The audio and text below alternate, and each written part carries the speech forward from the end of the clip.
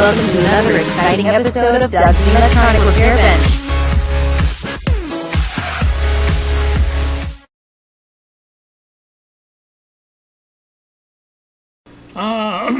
Good evening again, YouTube. I am back with you once more to perform this experiment I was talking about earlier. As you can see, I have this wire disconnected from that pin over there, and I have going to ground, and that black clip lead goes around there to a 10 mega ohm resistor, and the 10 mega ohm resistor goes to the pin 2 of the 12AU7, and as you can see, it is zeroed. It's perfectly balanced right there. Now, also have a battery hooked up, 1.5 volt battery, so that when I touch here, the meter will go up. And you'll notice that I'm going to show you the meter. You'll notice exactly what I'm doing when I do it. So keep an eye on the meter here a second.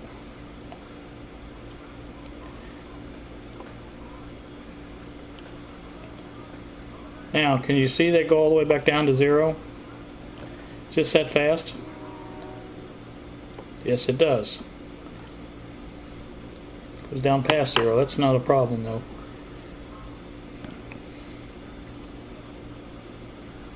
I just wanted to prove it to you that the meter circuit itself, the tube circuit, is nothing to do with the delay or stickiness, whatever you want to call it. Let me do it again. I'm going to show you. I'm doing this right here. I'm touching that just like that. Oops. Touching that negative on that just like that, and every time I do, meter jumps up to full thing. That's not important what it jumps up to. That's not important at all. What is important is the fact that it goes right back down. That just proves, like I said, that the tube circuit, the meter tube circuit, is not the cause of the delay. It has to be in the voltage divider. There's no other way to look at it. I mean, it's just simple logic. I guess is what you want to say, but I just thought I'd bring you back for that.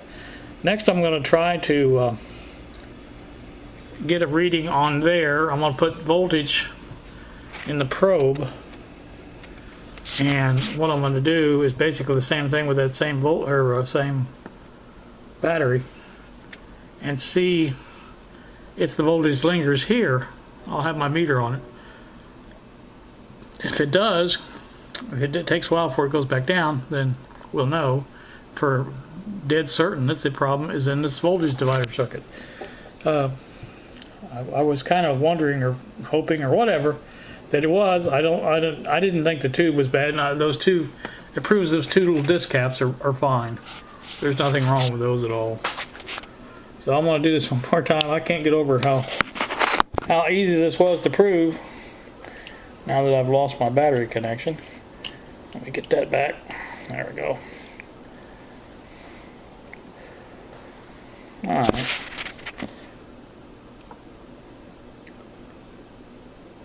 Doop. It's gone. Just that quick. That's how the meter is supposed to work.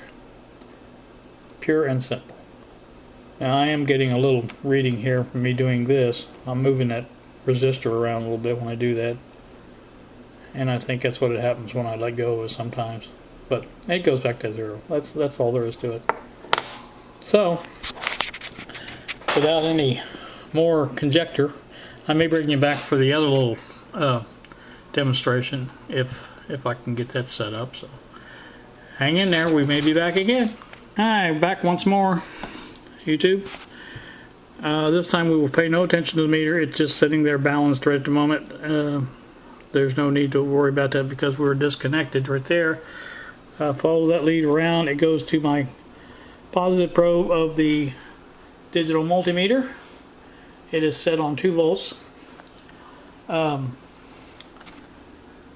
if we follow the negative, it comes around to this green, which goes to the negative of the case here. Okay, so what we're going to do is take, this is the same battery, we're going to take and put voltage into it, just like we would any probe.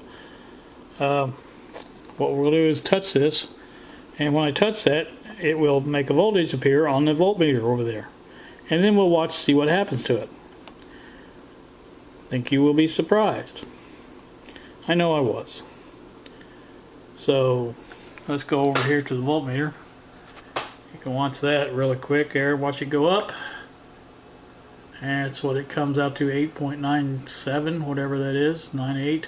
See how slow that's going up? That's the same action we've seen on the meter. Now watch what happens when I let go. Oh yeah, looky there. It's going down slow. Just exactly like it did on the meter. So that proves that our problem is in the voltage divider network. I'll have to do some more reading and research on that, but I'm going to do it one more time so you can see it. It goes up. Again, it's a little slow. It's climbing. Still climbing. Alright, let go. And looky there. It just takes forever to get discharged.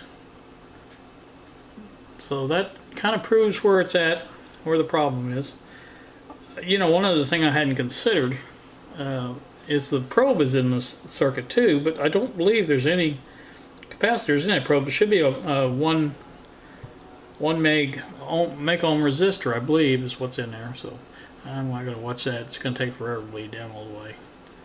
So anyway, that pretty much proves my point on that. Now, like I said, I'll have to get the schematic out and start figuring out why it's doing that. I may try to do a direct reading without the probe and see. I can even do that without that. I can just take and I know when you put it on AC, it's just direct then. So it won't be accurate, obviously, but it will tell you whether or not it's there's a problem with it.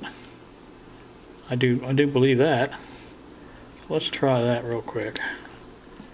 There we go. It's down to well, it's still not down all the way. We'll go ahead and charge it up, see what happens. See, it went up a little higher that time because that 1 meg ohm resistor is not in the circuit. Let's take it off now and see what happens. Now, it's still slow. Taking its good sweet time to go down. So the problem is in the meter itself, in the voltage divider circuit. I think that's where I'm going to concentrate my efforts. I think everybody can see that, I hope. So, like I said, this is good news for me, actually. I guess at least I know where to look now. So, I guess without any further from here, I'm going to go ahead and close this off and get to looking at a schematic diagram on this and see if I can figure out anything on it. So, thanks for watching. Have a good one.